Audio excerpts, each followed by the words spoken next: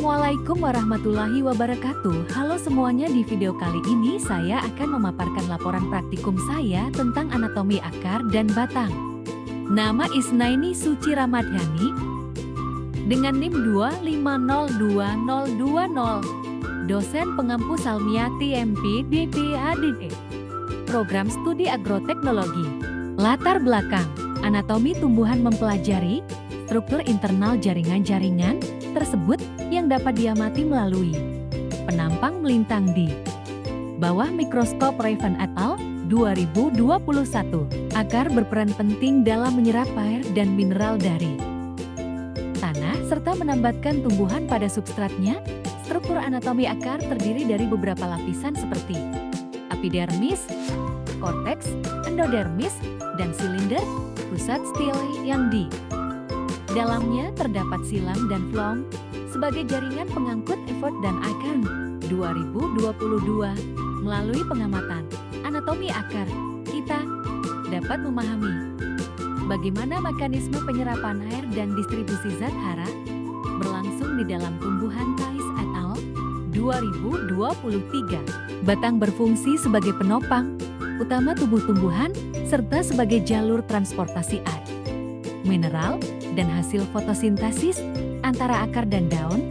Secara anatomi, batang tersusun atas jaringan epidermis, korteks, dan silinder pusat yang mengandung silam dan floem. Pada tumbuhan dikotil dan monokotil, susunan jaringan tersebut berbeda, terutama dalam distribusi berkas pengangkut Kim et al. 2021. Pemahaman struktur anatomi batang membantu dalam mengenali adaptasi tumbuhan terhadap lingkungan serta klasifikasinya berdasarkan tipe jaringan pengangkut Hidayat et al. 2024. Alat dan bahan: mikroskop cahaya, kaca objek dan kaca penutup, pinset dan jarum preparat, silet atau cutter, pipet tetes, tisu, pensil dan buku gambar. Akar dan batang tanaman monokotil, akar dan batang tanaman dikotil, aquada seair suling, larutan metilan biru, kertas label. Cara kerja, pengamatan anatomi akar. Potong akar kelapa sawit dan kecambah toge. Letakkan irisan pada kaca objek, tambahkan 1 tetes metilan biru, diamkan 2 menit. Bilas dengan aquades, tutup dengan kaca penutup, perlahan agar tidak ada gelembung. Amati di mikroskop dengan pembesaran rendah lalu tinggi. Identifikasi lapisan jaringan. Bandingkan pola berkas pengangkut monokotil dan dikotil. Buat gambar hasil pengamatan dan beri keterangan setiap bagian. Pengamatan anatomi batang. Potong batang jagung dan batang jarak.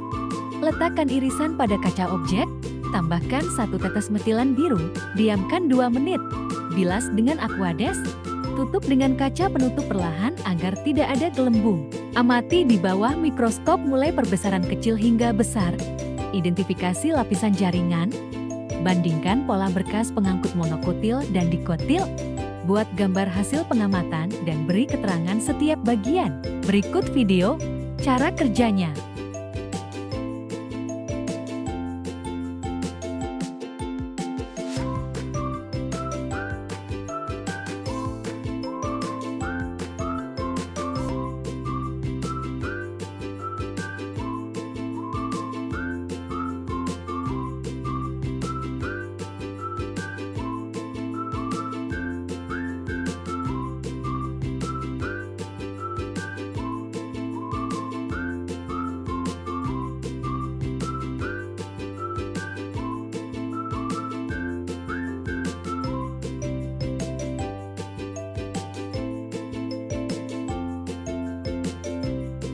Hasil, akar kelapa sawit.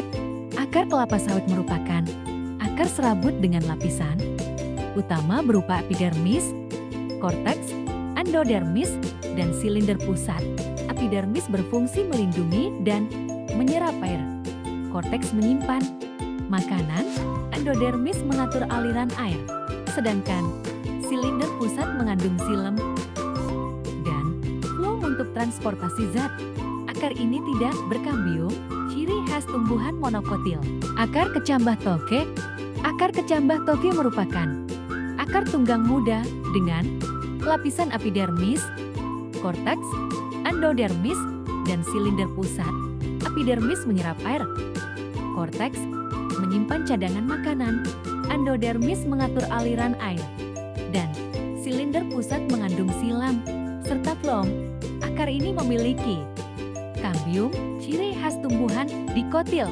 Batang jagung merupakan batang monokotil dengan lapisan epidermis, korteks, dan silinder pusat. Epidermis melindungi batang, korteks menyimpan makanan, dan silinder pusat berisi silam serta floem yang tersebar tanpa kambium. Batang ini tidak mengalami pertumbuhan sekunder. Batang jarak termasuk batang dikotil dengan lapisan epidermis, korteks, dan silinder pusat. Di dalamnya terdapat silam, floem, dan kambium yang memungkinkan pertumbuhan sekunder. Berkas pengangkut tersusun melingkar. Khas batang dikotil. Pembahasan. Hasil pengamatan menunjukkan bahwa akar dan batang memiliki susunan jaringan berbeda sesuai fungsinya.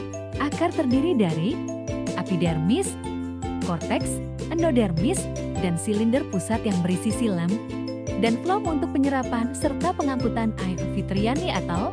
2021.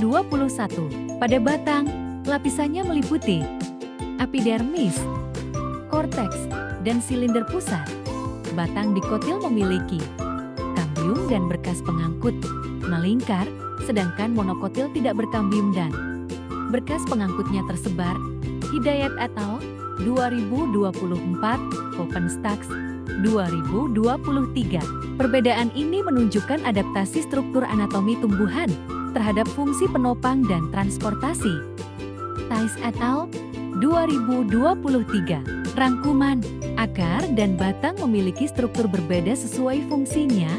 Akar terdiri dari epidermis, korteks, endodermis, dan silinder pusat untuk penyerapan air dan hara. Batang tersusun atas epidermis, korteks, dan silinder pusat dengan silam dan floem sebagai jaringan pengangkut. Batang dikotil memiliki kambium, sedangkan monokotil tidak. Perbedaan ini mencerminkan adaptasi struktur terhadap fungsi tumbuhan.